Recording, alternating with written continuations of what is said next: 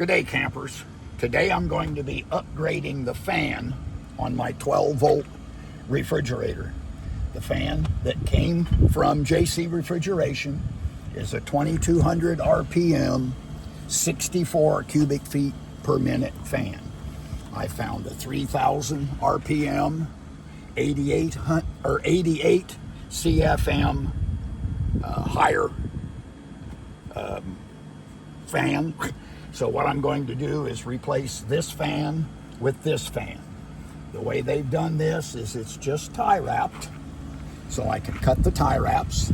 Wires come down here to the controller for the compressor, so that when the compressor comes on, the fan comes on.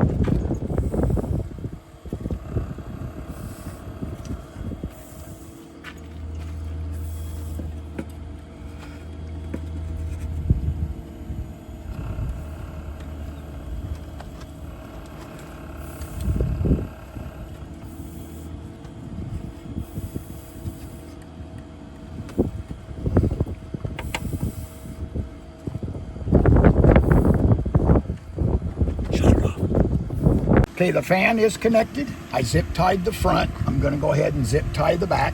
I connected in exactly the same place.